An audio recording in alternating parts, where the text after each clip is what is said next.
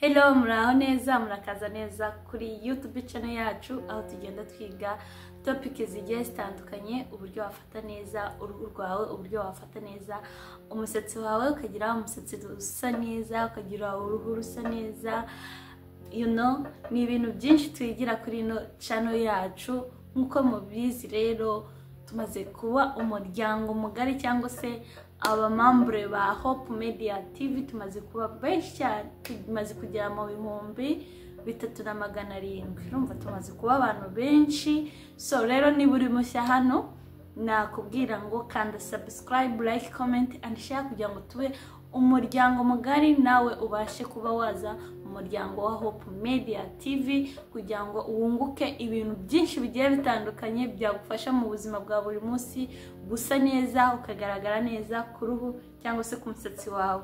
So rero uyu munsi naje muri video idasanzwe, nje kukwereka ibintu by'ingenzi byagufasha muri uru rugendo rwo gusa neza ku mubiri ndetse no ku musatsi. So rero nkuko mubibona, ibyo bintu byose ubaye ubifite wowe ubwawe, wita ku musatsi wawe, ugira umusatsi umeze neza, waba uri naturel cyangwa se utari naturel.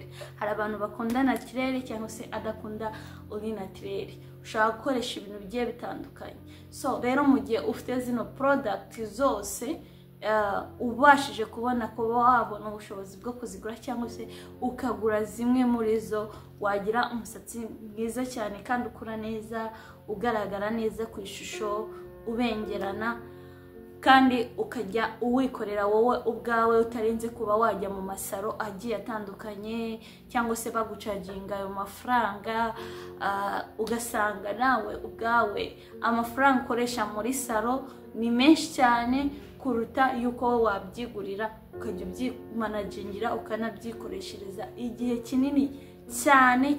Kandi ni ibintu ushobora kumarana igihe kinini, kiri hafi mu mezi 5, n'ibindi bikoresho bijyanye byo mu mutwe ushobora kumarana hafi imyaka igera muri 5. So rero urumva rero ni inyungu yuko nawe ubwawe wakishingira saro iwawe ugasa neza, ukagira umusatsi usa neza cyane kandi ari wowe uwiyitaho. So rero ikintu nabasha kukubwira, ubasha kuba wagira imbaraga zo kwita ku musatsi, ibi bintu ntago byakunanira kuba wowe ubwawe wakita ku musatsi wawe. Umuntu akaba yakubaza se ubikorera hehe? Ninde ubigukorera? Kandi wowe ubwawe. Umusatsi ushaba gushirika ubute, umusatsi usaba wa muntu utagira ubunebwe. Iyo ushaka gusa neza urabiharanira, iyo ushaka umusatsi rero nawo urawuharanira. Rero icara ku gasonga bugari, utera agasonga bugari, ubanze wumva impanuro n'ibyo ukwiye gukora n'ibyo ukwiye gukurikiza. Ushobora gukoresha zimwe muri zino product nakweretse kuri video, cyangwa se nizo wabona zindi bitewe naho uherereye kandi zagufasha mu musatsi wawe. Ariko utibagiwe kuba wakoresha n'ibimera bigiye bitandukanye. Hari igihe ushobora gukora amazi ya rosemary, ushobora gukora rosemary ni tea, cyangwa se hari abazita tea, hari abazita rumari. Ibyo ni ibintu bishobora kugufasha ku musatsi wawe mu gukura ukoresha amazi. Hari igihe ushobora gukoresha amazi y'umuceri, nubwo ntarabakorera iyo video ariko nzayakorera. Ukoresha amazi y'umuceri ukayatunganya neza, nzabibereka uburyo wayatunganya nayo ukayakoresha mu musatsi. Ufata n'intuza, igihe wabonye umwanya ufata amazi y'ibitunguru nayo urayakoresha. Nzabakorera iyo video nayo bibereke uburyo watunganya ayo mazi y'intuza y'igitunguru. Cloves nayo narayikoze hamwe na rumari, narayikoze iyo video. Niba ari ubwa mbere wumvishije iyo video ko nayikoze cyangwa se ukaba utarayibona, urangije ino video wajya kureba iyo video ukareba uburyo zitunganya. Cloves na rosemary ni ibintu nzi neza bigufasha ku musatsi, ku muntu ufite umusatsi ucikagurika. ku muntu ufite umusatsi ugize worohereye ku muntu ushaka kuba wakira imvuvu. Amazi ya rosemary na cloves biragukiza imeri for sure, ntabwo ari ibintu byo gupapira. Ikindi kintu kigufasha kuba wakora okra, kiriya kimera ni cyiza cyane kugikoresha mu musatsi, cyongera amavitamine agiye atandukanye, za vitamine C, za vitamine E, so rero ibyo ni ibintu ukwiye gukoresha. Hari igikakarubamba nacyo wagikoresha mu musatsi wawe ubaye ufite aho wakibona, cyangwa se ahantu hose. Niyo waba uri hanze y'igihugu mu supermarket ushobora kucyodaringa ukakibona. Igikakarubamba ni cyiza cyane mu musatsi nacyo. Ibyo ni ibimera bigiye bitandukanye ugomba kuba wakoresha, biri simple ubanza kuba wakoresha kugira ngo ubone kuba wakoresha izi produit ziva mu nganda. Igikakarubamba cyo ntago ndabakorera na iyo video, ariko nayo nzayibakorera mbere ko uburyo watunganya urimo urashyira mu musatsi wawe mbere yuko wakoresha izi product zituruka mu nganda, amavuta agiye atandukanye, amaproduit. So rero ntabatindiye, ngiye kukwereka ibindi bintu ushobora kuba wakoresha mu mutwe wawe cyangwa se watunga, bikaba byagufasha mu buzima bwa buri munsi ugatunga umusatsi mwiza. So rero niba ushaka ubundi nababwiye ati umuntu ukeneye kuba watunga umusatsi ntabwo urambirwa, nta nubwo urambirwa kumva impanuro, urumva akantu ko kandi step by step. Reka tugendane nkwereke ibintu wakoresha. So ushobora gukoresha iyi creme ku muntu ufite umusatsi wa naturel, udakeneye yuko umusatsi wawe nyine uba nk'uriya musatsi uba wasize ziriya produit ziba zifite imbaraga nyinshi cyane kugira ngo naturel yawe yorohe. Ushobora gukoresha iyi creme, ntabwo ihindura umusatsi ngo irawuryamisha cyangwa se ngo iwuhindure ukundi kuntu. Hari abantu baba bashaka imisatsi nyine itari naturel, ariko ningi ushaka kugaruka kuri naturel wakoresha iyi product. Iyi product ni nziza cyane, nagiye mbereka product z'abantu bafite imisatsi ya naturel zigiye zitandukanye. Iyi ni iy'imbuto, hari n'indi ya avocado nigeze kubereka nayo, niba utarayibona wareba ugahitamo, ubaye hari aho wayibona wahitamo iyo wakoresha imwe muri izo. So niyo waba udashaka naturel wakoresha za sulfo zigiye zitandukanye, hari amaproduit agiye atandukanye. Ku bantu batayazi nzayabashakira ngende nyabereka nayo produit wahitamo mu gihe udashaka gutunga naturel. Naturel iravuna, ndabizi iravuna cyane cyane. Hari igihe waba ushaka izo produit zishaka, hari abakunda umusatsi urambuye uryamye cyane, izo produit ziba zifite imbaraga nyinshi cyane, like nka za olive oil, nayo wayikoresha olive oil mu musatsi wawe, nayo ni nziza. Ariko olive oil icyitonderwa, hari abantu mutazi olive oil yuko harimo ibice bibiri bigiye bitandukanye. Olive oil harimo iri normal cyangwa se normal, n'indi iri strong. Abantu rero ntabwo bajya bamenya, hamwe na bamwe wenda batabasha kubitandukanya, wenda batasomye behind inyuma, wenda akahita yikoresha directly ariko atabimenye. Iri normal urayikoresha umusatsi wawe ukoroha, ariko ntugire ikintu kihindukaho kirenze, cyangwa se ngo wongere ngo uryame ku musatsi nk'uko wabishakaga. Igihe umuntu ayikoresha yumva ko hari start yiteguyemo, akeneye ngo harazamo like uraryama ku musatsi, ntago uryama. Ariko oliva iri strong, umusatsi uraryama bya nyabyo, uraryama kwako ibirimo imbaraga nyinshi cyane, uba wawudefirije nyine. ariko iri normal ntabwo uba wawudefirishe. So rero mukwiye kuzitandukanya. Hari n'izindi za coconut zigiye zitandukanye, nayo ngiyi reka nyibereke ku ifoto, ariko ubutaha nzayibazanira nyibereke nyifite mu ntoki. So rero ubwo ni ibanga mbibiye, ushobora kumenya itandukaniro rya olive oil, ko harimo type ebyiri, harimo ubwoko bubiri, buri normal n'uburi strong. So ikindi ubonye iyi mayonnaise, hair mayonnaise, hari abantu bazi ko habaho mayonnaise yo kurya guhereza umubiri gusa. No, iyi mayonnaise y'umusatsi iri creme nziza cyane, nayo yoroshya umusatsi mu gihe ushaka gutunga naturelle gusa, cyangwa se ku muntu ushaka kugaruka kuri naturelle yari afite umusatsi udafirishe. Iyi mayonnaise wayikoresha uramutse hari aho ubonyemo, kuko ntabwo mba mbwira like nk'abantu tuziranye gusa, muba muri mu nce zigiye zitandukanye. Abantu benshi baranyandikira, hari aho iyo product mba nerekanye yita yibona byoroshye, ariko hari naho batahita uyibona ako kanya bitewe naho uherereye.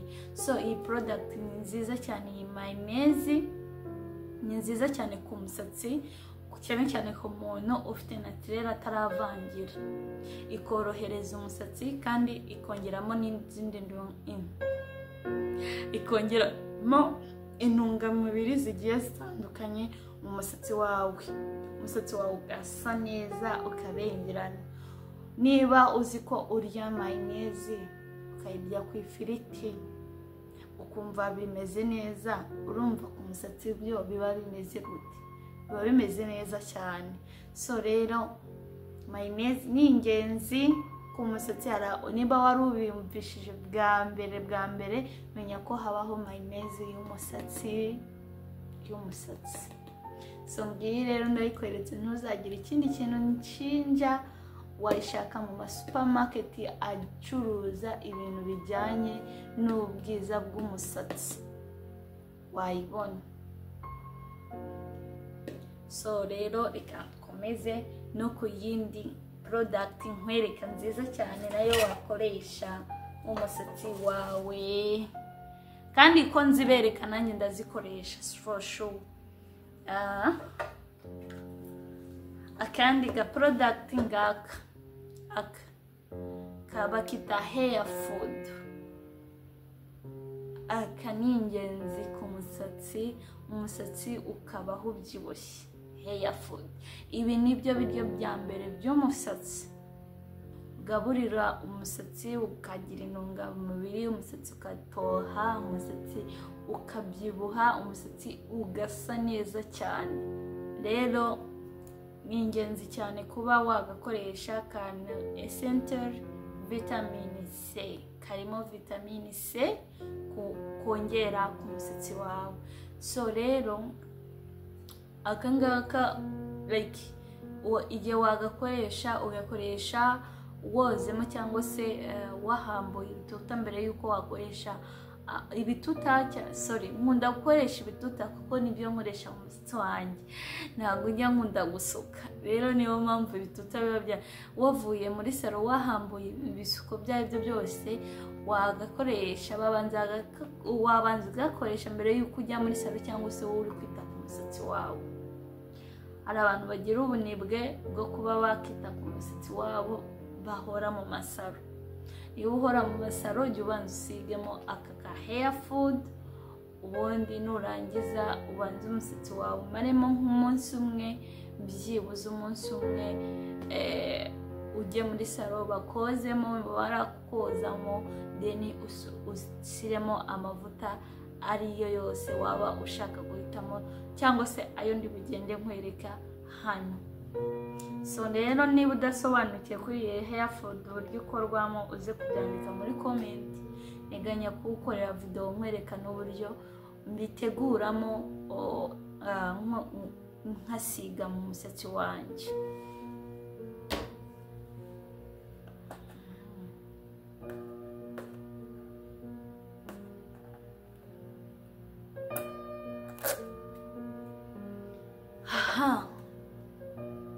this is what?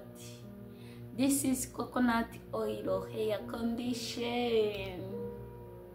Aya ni amavuta meza cyane, meza, wongera uti meza, uyasiga mu musatsi wawe igihe cyose wumva ushaka gusiga amavuta mu mutwe, utagombere ngo urayasigamo ngo ujye koga mu mutwe.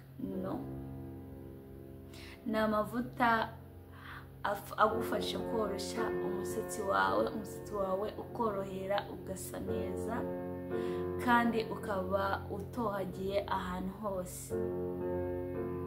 Ni amavuta agufasha kuba umusatsi wawe ubengerana, n'umuntu wese ubona akabona ko umusatsi uri gusa neza cyane cyane, ariko cyane. So rero coconut, hari na produit ikoze muri coconut nkuko nabibabwiye.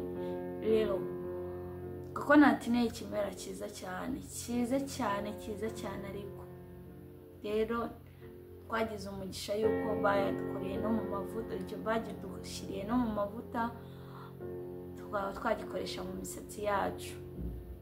So rero ubaye wabona aho wayagura, iyi coconut wayigura ikagufasha gutunga umusatsi wawe usa neza, amavuta wasigamo mu buzima bwawe bwa buri munsi, waba ufite umusatsi mwinshi waba ufite n'umusatsi mukeya, iyi coconut wayikoresha. Cyangwa se waba ufite umusatsi uri naturel cyangwa se utari naturel, iyi coconut wayikoresha mu musatsi wawe.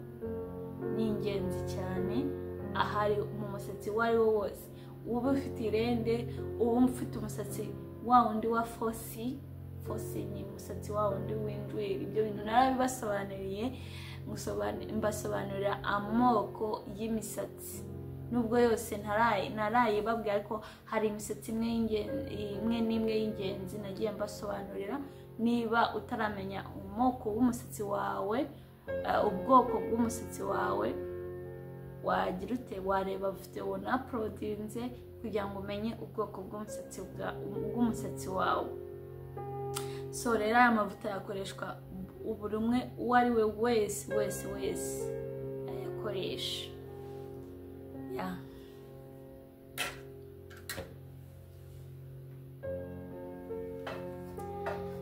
Tugeze kuri Eco.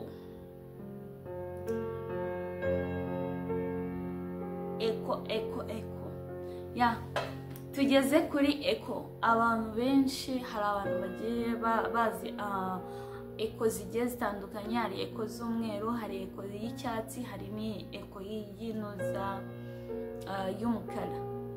So impamvu ugiye nkoresha ino Eco y'umukara nuko ari ijyanye n'umusatsi wanjye. So rero ku bantu bafite imisatsi ya 4A 4B, mwakoresha zira Eco z'umweru na Eco y'icyatsi.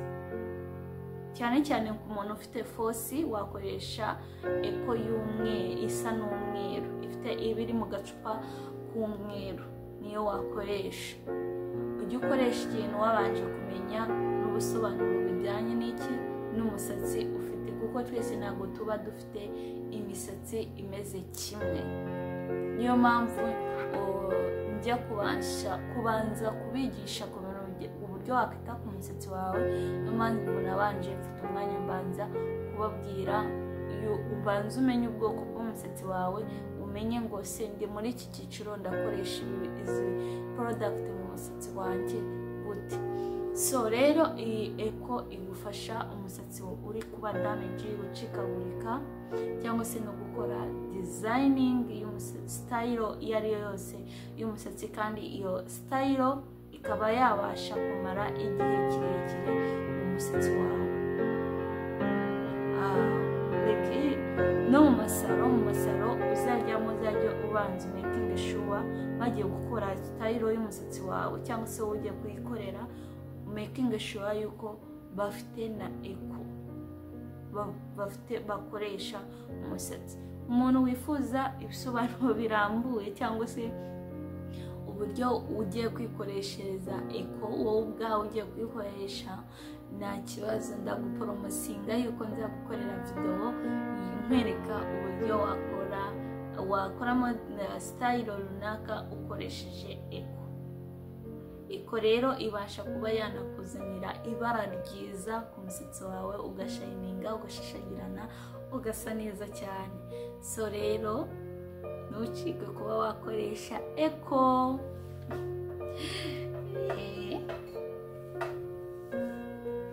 So iki gicupa rero cyari kirimo masike ikozwe nayo mu mbuto. Nuko nibagiwe, sinzi ukuntu nakuyeho agishishwe inyuma, twari kubona izina ryayo ku butanzaza nkwereka uko wakoresha iyi masike, nkwereka n'izina n'ishusho yacyo kugira ngo ube wabasha kugisaka mu masupamaketi kugira ngo uyibone. Gusa bayita masike for hair mixed with fluid.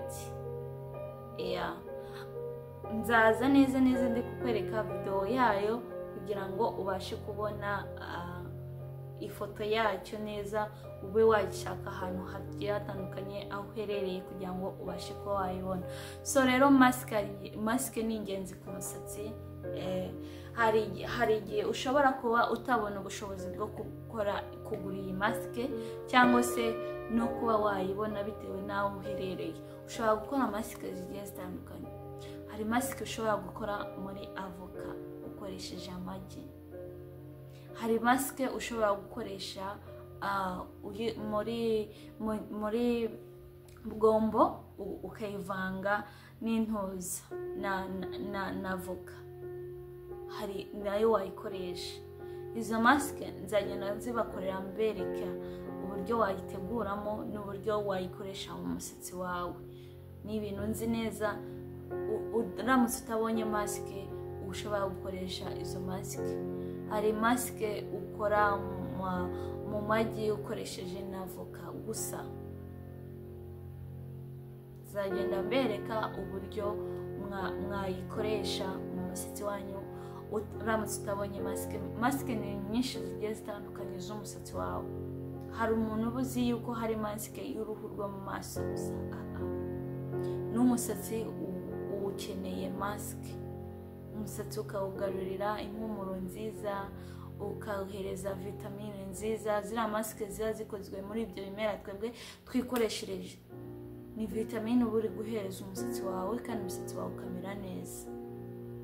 Ndizera nashidikanya yuko uramutse kuba uri gukoresha ibyo bikoresho ntabwo wagira umusatsi mubi, kereka ugize ubunebwe. Pe, for sure. Ariko icyo ushaka uragiharanira, nta mpamvu yo kugira ubunebwe.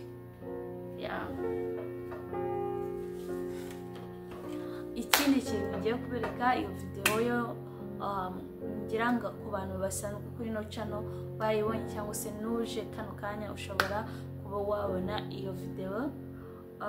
Ibindi bikoresho ushobora kuba ufite mu gihe uri guhitamo kwita ku musatsi wawe. Hitamo shampoo nziza wagenera umusatsi wawe. So shampoo nziza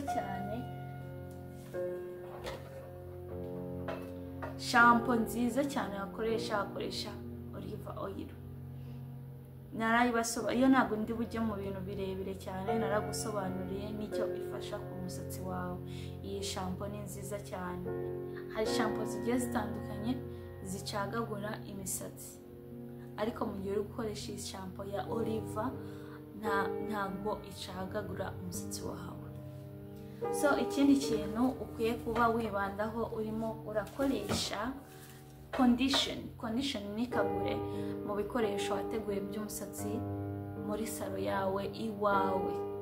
Condition ni ingenzi cyane cyane condition yo muri olive oil. Ni nziza cyane, igufasha ibintu byinshi bigiye bitandukanye ku musatsi wawe, iyoroshya n'umusatsi wawe, ugasokoza umusatsi. Ku bantu bafite naturelle, waba udafite naturelle, iyi condition wayikoresha.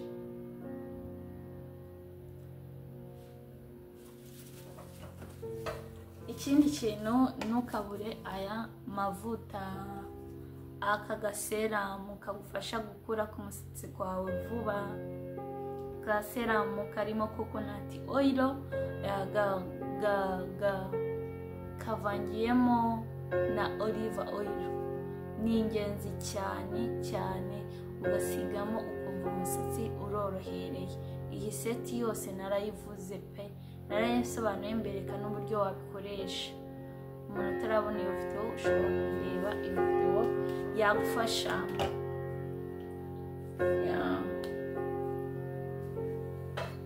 Ikindi kintu cyo kigaragara muri iriya seti ya olive oil ni uko harimo jeli cyangwa hair designing. Iyo hair designing nayo igufasha kuba wakora baby hair cyangwa se ukaryamisha umusatsi wawe ku mutwe mu gihe wakoze style runaka ku musatsi wawe. Umva rero ni ingenzi cyane mu gihe wahitamo biriya bikoresho. Ikindi kintu usangamo spray ntukayibure, cyangwa se niba uri umuntu ukunda kujya mu masaro ntukabure spray. Ushobora kuyigurira ukayijyanira muri saro. Rega nubwo wenda saro yagucaginga amafaranga bari bugukorera ibintu byose, ariko ufite uburenganzira runaka bwo kujyana ikintu cyawe bwite wiguruka ati ngiye mu nkoreshereza iki ngiki. So iyi spray ni nziza cyane, wayikoresha kandi ikakugirira akamaro ku musatsi wawe. Ifite ibintu byinshi yongera mu musatsi, narabisobanuye ntabwo ndi bujyemo byimbutse, nuko nagiraga ngo nkwereke ibyo udakwiye kuba wabura mu gihe uri gufata neza umusatsi wawe, cyangwa se mu gihe uri gutangira urugendo rwo gutunga umusatsi.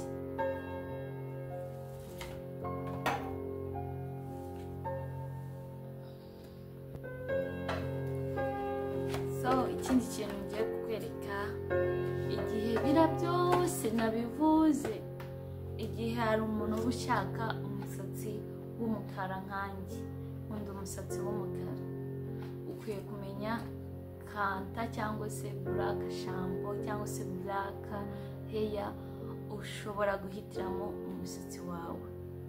So ngewe iyi ngiyi niyo nkoresha, iyi niyo nkoresha, ni nziza cyane, iranafata, ikuyemo tangawizi, kokonati, ikaba irimo n'igikakarubamba. Ni ingenzi cyane, ni nziza cyane kuba wayikoresha. Bayita collagen black hair. Iyi kanta cyangwa se black hair wagenera umusatsi wawe uramutse wayibona, cyangwa se ubonye izindi izo arizo zose, ariko cyane cyane ubonye iyi collagen organ oil cyangwa se black shampoo for hair, ni nziza cyane, irafata mu musatsi neza cyane, kandi uyitera like iminota 20 irifasha. Ukaba wajya muri dushe ukogamo umusatsi wawe ukaza ari umukara. Sinzi niba hari umuntu ugikoresha ziriya kanta za kera. Ziriya kanta za kera zazaga mu ducupa tugufiya cyane. Ziriya kanta sinzi ko zikiba nziza pe, ntabwo zigikora. Ariko iyi ngiyi cyangwa se na ziriya black shampoo ziba ziri mu dushashi, zirakora cyane kurusha uko waba urikoresha kariya gakanta ko mu ducupa, ka powder kinuza kifu. Ntago ifata cyane kurusha izi ngizi. Wahitamo izo nkubwiye. Hari black shampoo usanga iri mu dushashi, cyangwa se n'ingi wayikoresha uramutse uyibonye. Ni nziza cyane, wayikoresha nko kabiri cyangwa gatatu bitewe n'umusatsi wawe ukungana, ubundi ukayikipinga. Umusatsi wawe ukaza ari umukara usa neza cyane. Uramutse ushaka umusatsi usa umukara cyangwa se utanawushaka, it's okay. Abantu bagenda bakunda ibintu bigiye bitandukanye. Gusa nagiraga ngo muwereke yuko ushobora gukoresha na black shampoo ari ingenzi ku muntu ukunda umusatsi usa umukara. So ikindi kintu ngiye kubereka, ibindi bintu koresho udakwiye kubura iwawe, cyangwa se udakwiye kubura, cyangwa se mu gihe ujya mu masaro ukeneye ko wakoresha ibikoresho byawe bwite nta wundi muntu ugusagarariye, cyangwa se nta wundi muntu mu bisharingi. Rega gusharinga ibikoresho byo mu mutwe nabyo niho tuvana izo mvuvu utazi aho zaturutse, indwara zigiye zitandukanye mu mutwe. Ugasanga umusatsi wari ufite umusatsi mwiza ariko umusatsi wawe uri kugenda uba damage utanabizi. So mu gihe ufite ubushobozi rero, ibyo bikoresho ni ibikoresho ukwiye kugura ukaba ufite. Waba ugiye muri salo bagiye utabonye umwanya yuko utabonye umwanya yuko wawitaho ubwawe, ufite kuba wabijyana ukamwita mukoresha ibikoresho byanjye, you know, cyangwa se uri mu rugo ukaba wakoresha ibyo bikoresho ukaba ubifite. n'ingenzi biragufasha cyane kuba waba ubifite. So twagiye mbikwereke. So ibikoresho byo ufite nagiye mbibereka muri video, mbereka nuko mbikoresha na result zizanaga ngubu ndi bibereke uko bikoreshwa. Hari abari kureba ino video babibonye, hari n'abashyashya murimo murareba ino video ari buyibonye. So niba uri mushyashya rero ukaba utarabonye uko bikoreshwa, ushobora kureba izo video nagiye nshyiraho uburyo wabikoreshamo, kandi na result ziguhereza ku musatsi wawe. So rero ugize amahirwe ukabona aka kabari kari mu gakarito ari agaseti kose karimo ibintu bigiye bitandukanye. Harimo iki gisokozo kimeze uko nguku, ukaba wagikuraho ugacomeka ku muriro, then ugasangamo n'iki gisokozo. Iki ugikoresha mbere yuko waba ugiye urangije kuba usukuye, cyangwa se hari ushaka gusokoza mu musatsi wawe nyine urambuke cyangwa se utandukane, ubasha kuba wakoresha iki gisokozo. So ikindi kintu wakoresha ni akangaka. Aka ni seshi, kashobora kukuzanira umwuka mukeya, ariko hari indi seshi nayo ushobora kuba wakoresha, ariko n'ingiyi uko biri ishobora kugukorera nta kibazo, kakumutsa umusatsi wawe. Gusa akangaka kwako ari gato gashaka kumutsa umusatsi wawe gatwayeho umwanya, ariko karawumutse cyane. Ugacomeka kuri aka gahombo.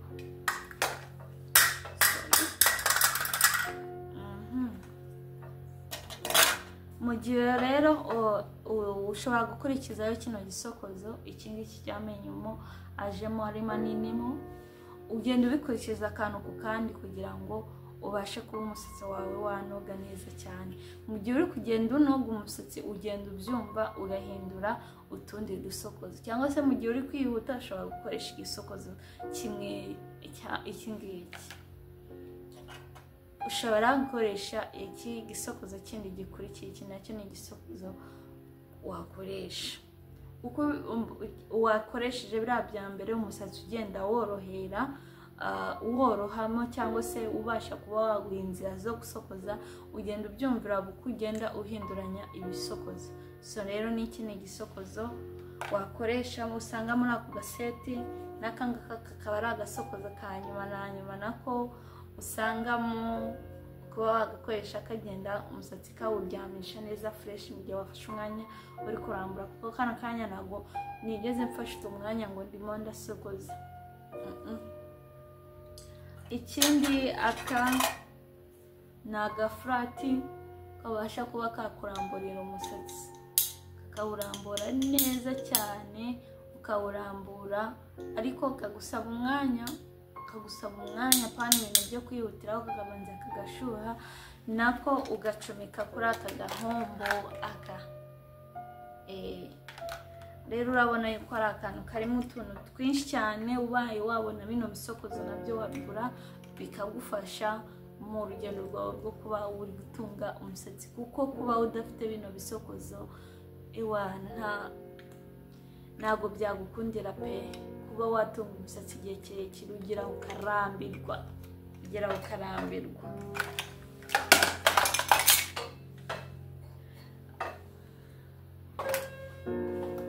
ibindi bisokozo nabyo ukwiye kuba ufite ibi nabyo ni ibisokozo ukwiye kuba wagira. Ushobora kubona iki gisokozo cyangwa se ukabona n'iki ngiki bitewe n'aho waguriye runaka, sisa na shop runaka wabonye, cyangwa se ni ibisokozo ukwiye nabyo gutunga. Aka gasokozo nako kakuryamishiriza umusatsi igihe runaka uri gushaka gufunga style runaka. Hari utundi dusokozo tugiye dutandukanye. So rero mu gihe ufite sari wawe ntabwo ugomba kubura utu dusokozo, ni ingenzi cyane kuba watugira.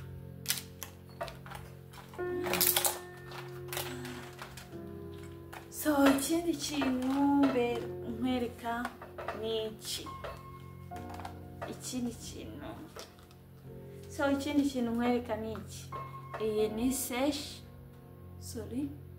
iyi ni seshe, ikaba flat. Iyi seshe yo naranayiberetse uburyo gukorera umuti yihuse mu gihe uri gushaka kumutsa umusatsi wawe fasita uvuye muri dushe. Irawumutsa neza cyane impande zose, ifite umwuka mwinshi cyane. Ushobora kubona seshe zifite type zigiye zitandukanye, pfa kuba ari seshe waba ubonye nabyo nta kibazo. Si ngombwa ngo ugure n'ingi, ariko ukamakinga sure yuko uguze karite ya mbere, bataguhaye ibitari original. So ikindi ni flat. Abantu benshi bakunze kwibesha ngo flat ngo zinanura umusatsi, ngo flat ngo watandi wati. Kubera iki mwishyiramo ibyo bintu? Flat bisaba yuko nawe wirinda kuyikoresha igihe kinini cyane mu musatsi. Ikoreshe rimwe na rimwe byubuza nka rimwe mu mezi 2 mu gihe uri kwikoresha, maze uzambwire ko umusatsi wawe wananuka. No, ntabwo ushobora kunanuka, kandi flat igufasha yuko umusatsi wawe urambura. Hari umuntu ufite umusatsi akeneye yuko awubona urambuye ari muremure. Hari umuntu uba ushaka kubona umusatsi wiwe uri ku murongo.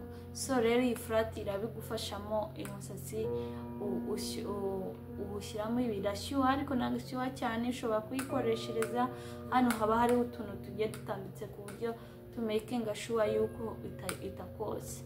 Ushobora kuba utabyumvishe neza uko nabikubwiye cyangwa iki, narabyerekanye uburyo wayikoresha. Hariho video nyinshi zigiye zitandukanye nagiye mbyerekana uburyo wayikoresha n'uburyo wabanza ino flat uvuye muri dushe, uburyo wabiteguramo. Ibintu byose ni ukwiga, ibintu byose ni ukureba ukareba. Ntabwo wavuka cyangwa se wabyuka wati iki ngiki ndakizi. No, umusatsi rero ni ibintu byo kwitondera, ni ibintu by'ibyuma byinshi bigiye bitandukanye.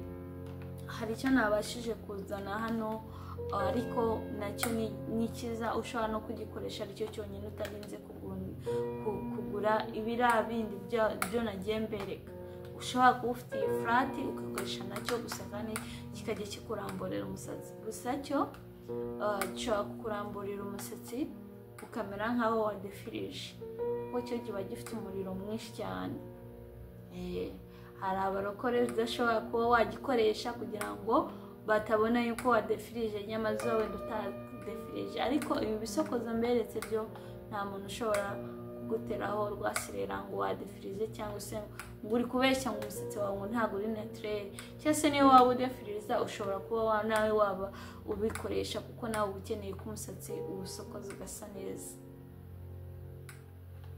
So hari n'ubundi bwoko bwinshi bugiye butandukanye, ariko nzi neza nizeye bwagukorera mu musatsi wawe. Nzi uramutse ubonye cyangwa se uramutse ufashe icyemezo cyo kuba wakoresha hari hair growth cream. Nayo ni nziza cyane, nubwo ndi kwibereka hano ku ifoto, ariko ni nziza yagukorera mu musatsi wawe mu gihe ufite umusatsi wa naturel, cyangwa se ushaka kugarura naturel umusatsi wawe warawudefirije. Ni nziza cyane, wayikoresha. Nayo igufasha gukuza umusatsi kandi no gutunga umusatsi woroshye utakugoye cyane. Ni nziza cyane, wayikoresha waba ufite agasatsi gakeya cyangwa se waba ufite n'umusatsi mwinshi cyane. So nayo ubaye ubonye imwe muri ziriya nagiye mbereka nayo wayikoresha, cyangwa se ubonye n'indi bita habo creme ikozwe mu nuza muri lemon cyangwa se mu ndimu hamwe n'igikakarubamba.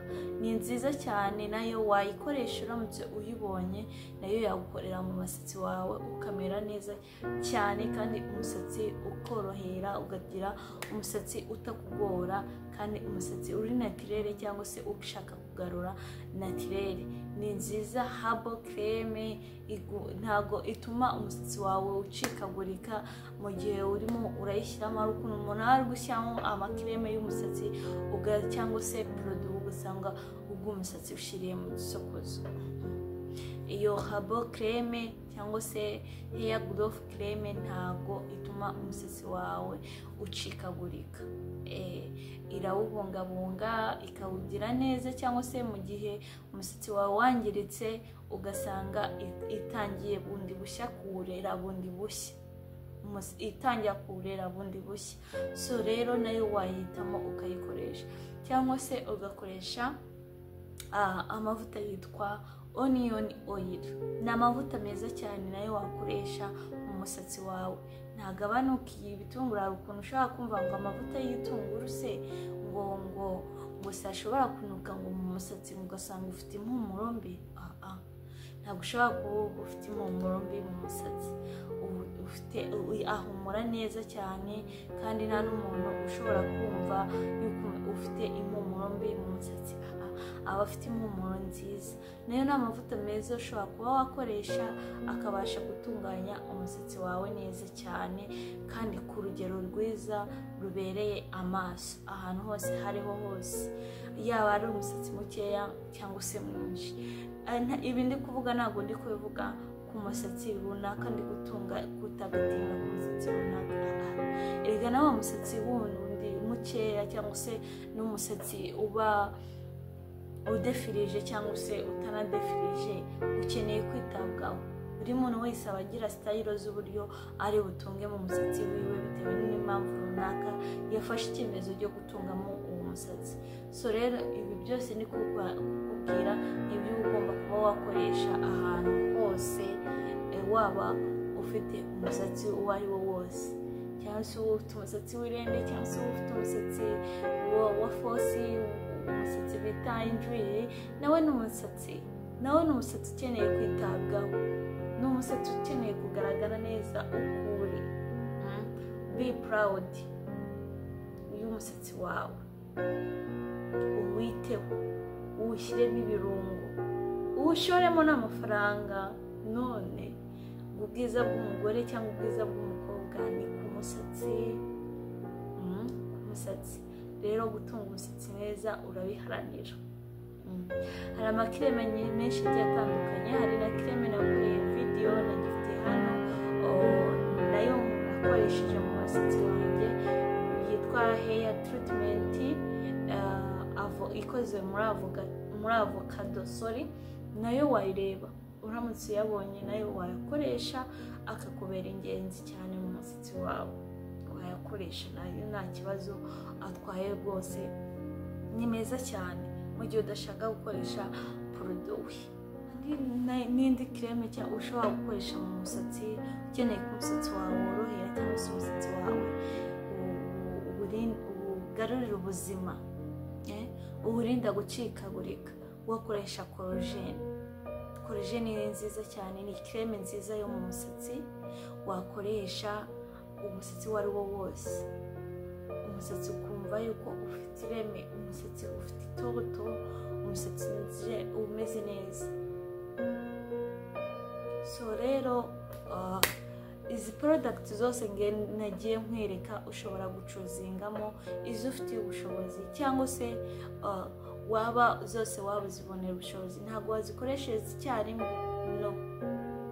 Ugenda iyi ngiyi imwe ukayikoresha iki gihe iki n'iki, wabona hari ikintu kumariye ku musatsi wawe, then ukabona kuba wakoresha n'izindi. Ntabwo ari ikintu ngo ubona, ntabwo umusatsi ari nk'intuza, ari nk'uruhu ushobora guhindurira ngo uhindure amavuta runaka mu umusatsi se wangirika. Izi product uri kuzikoresha uzihindurira ku musatsi wawe, uzigaburira umusatsi wawe nta mpungenge ugira habe na gato, nta n'ikibazo ugira, nta no kwangirika ugira habe na gato.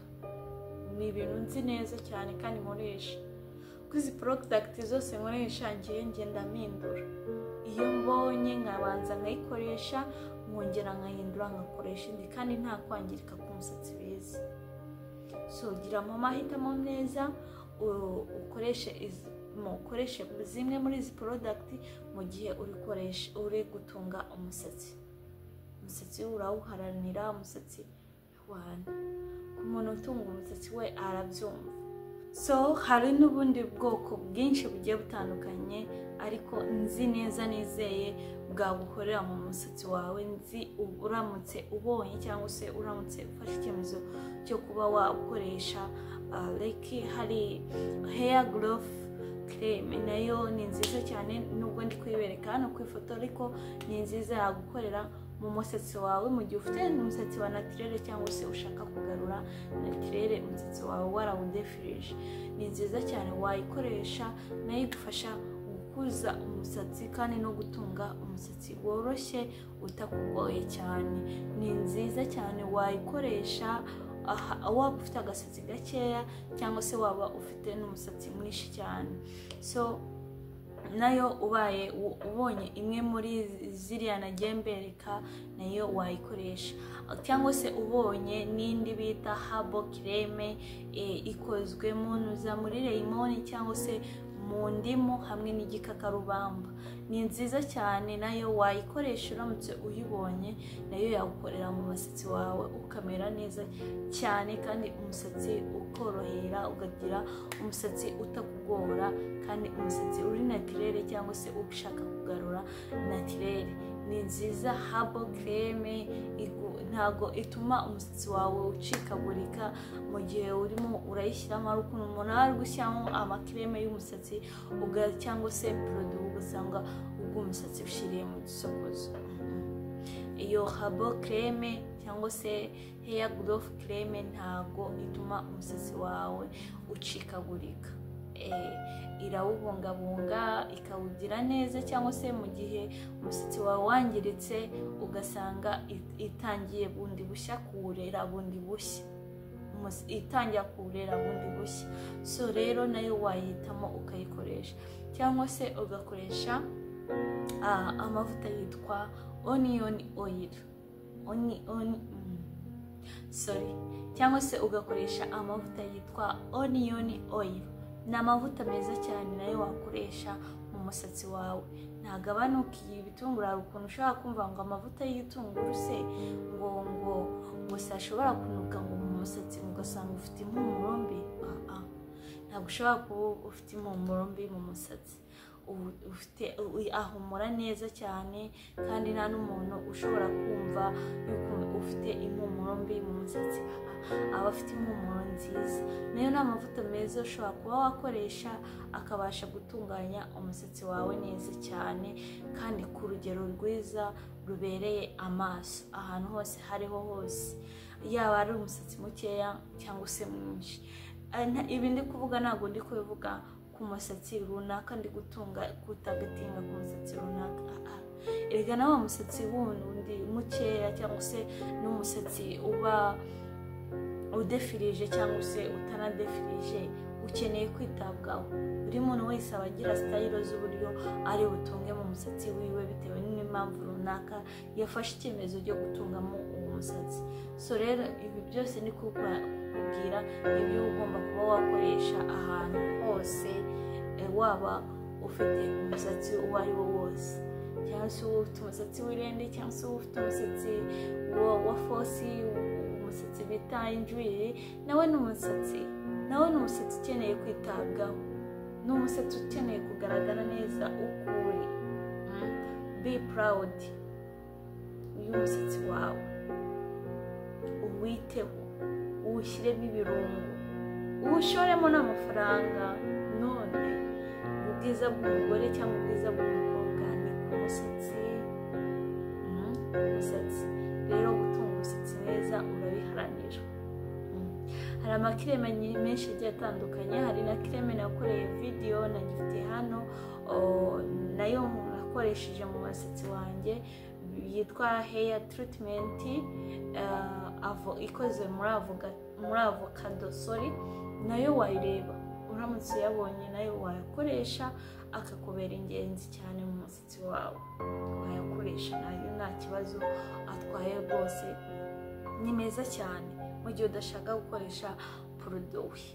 Andi n'indi creme cyangwa ushobora gukoresha mu musatsi ukeneye ko umusatsi wawe worohera cyangwa se umusatsi wawe ugarurira ubuzima, uwurinda gucikagurika, wakoresha collagen. Collagen ni nziza cyane, ni creme nziza yo mu musatsi wakoresha umusatsi wari wo wose. Umusatsi ukumva yuko ufite ireme, umusatsi ufite itoto, umusatsi umeze neza.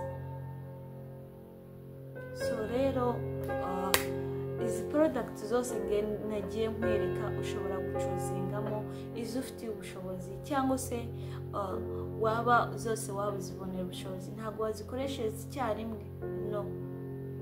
Ugenda iyi ngiyi imwe ukayikoresha iki gihe iki n'iki, wabona hari ikintu kumariye ku musatsi wawe, then ukabona kuba wakoresha n'izindi. Ntabwo ari ikintu ngo ubona, ntabwo umusatsi ari nk'intuza, ari nk'uruhu ushobora guhindurira ngo uhindure amavuta runaka umusatsi se wangirika. Izi product uri kuzikoresha uzihindurira ku musatsi wawe, uzigaburira umusatsi wawe. Umusatsi wawe nta mpungenge ugira habe na gato, nta n'ikibazo ugira, nta no kwangirika ugira habe na gato. Ni ibintu nzi neza cyane kandi nkoresha, kuko izi product zose nkoresha ngenda mpindura. Iyo mbonye nkabanza nkayikoresha, nkongera nkahindura ngakoresha indi, kandi nta kwangirika ku musatsi biza. So gira mu mahitamo meza, ukoreshe zimwe muri izi product mu gihe uri gutunga umusatsi.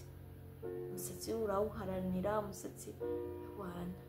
Ku muntu utunga umusatsi we arabyumva, umuntu ushaka gutunga umusatsi we iki kiganiro aracyumva, gitera agasonga bugara, gitega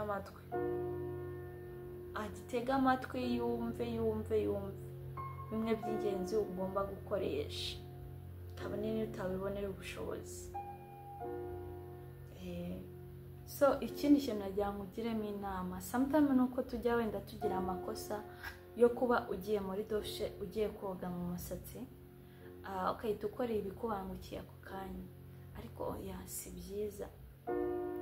Banza ufate umusatsi wawe, ufate nk'ibintu tutara nka runaka, ubifate, numara ufata nka gutya, ubanze ubusokoze neza, numara kuwusokoza ufunga igituta. Ako wafata nka mwinshi nibyo byakubera byiza, ukawufunga igituta, ariko wabanje kuwusokoza neza, ukawusokoza ukumva kunoze, ukawufunga igituta runaka. Iyo uri gutereka umusatsi ntabwo uba uri nka wa muntu ngo ntabwo nzi gusuka igituta, ntabwo nzi. Ibyo ni ubunebwe, ni ukwitera ubunebwe muri wowe. Uba ugomba kwiga no gusuka n'icyo gituta. Noneho warangiza ukajya muri dushe, uko woga usiramo shampoo, ufata cya gituta kimwe ukagihambura, ukoga neza, ukajya unyuzamo igisokozo, ukumva ko imvuvu ahantu cyangwa se ahantu hari umwanda hagiye uhakoramo kugira ngo ubashe kunoza umusatsi wawe neza. Hari ukuntu ushobora kujya muri dushe ugasanga usukiramo icyarimwe, nese usukiyemo shampoo icyarimwe. Hari igihe ukora ayo makosa nyine bitewe n'ikubangukiye, ariko si niba usuzemo icyarimwe ntabwo uri bubashe kunoza umusatsi wowe ubwawe.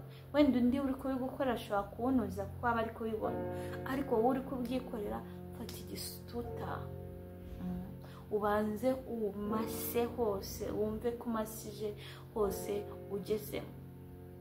Nurangiza ko no kuva muri dushe, umaze kuva muri dushe ugiye gukoresha condition, ubanze ureke umusatsi wume. numara kuma ubundi ubone gushyiramo condition. Kwa kundi wari uri kogamo like ushyiramo igituta, wabanje gushyiramo igituta, condition rero urafata umusatsi muke uwusige nawo uwusokoze usige, nushaka uhita ushyiramo igituta kubishaka. Then condition ntabwo ari ngombwa ngo ube wayigumiza mu musatsi, no. Condition urayijya kuyikaraba waza ugasigamo amavuta, ariko wabanje kugeramo ahantu hose, haba ari no ku mpera zino z'umusatsi hose ukagenda ugerwamo. So rero ugomba kuba be careful, ugakurikiza amategeko ku yandi kugira ngo umusatsi wawe utagira izindi ngaruka cyangwa se utumva yuko wavuye muri dushe umusatsi wawe utanoze. No gusigamo amavuta, like uri gusigamo aya mavuta akagaseramu runaka cyangwa se agaseramu ku musatsi cyangwa se n'andi mavuta wageneye umusatsi wawe ugiye kuyasiga. Hari ayo ushaka gusigamo nijoro, ariko cyane cyane ayo ugomba gusigamo nijoro ni aya nk'iseramu cyangwa seramu ya noza ya rosemary. Sigamo usige, ufate igituta ubihambire. Kwerega iyo turyamye nijoro hari igihe ushaka uryama umusatsi ugasanga wasambaguritse, ibintu nk'ibyo, you know. Rero shyiramo igituta byaba 2 cyangwa se 3 wasizemo kano gaseramu ubone kuryama. Cyangwa se niyo utawageneye kuba uri gusigamo ayo mavuta mbere y'uko ujya kuryama. Umuntu ufite umusatsi udasutse suka ibituta 2 cyangwa se 3. Nutabikora uzajya utuma umusatsi wawe usubira inyuma, uzajya utuma umusatsi wawe ucikagurika, uzajya utuma umusatsi wawe usobana utaba mu murongo, cyangwa se nk'igihe ukeneye kuba wakora coiffe runaka cyangwa se ugiye gusokoza runaka ugasanga umusatsi uri kukugora, ukunyuzamo igisokozo uri gusanga uri gucikagurika.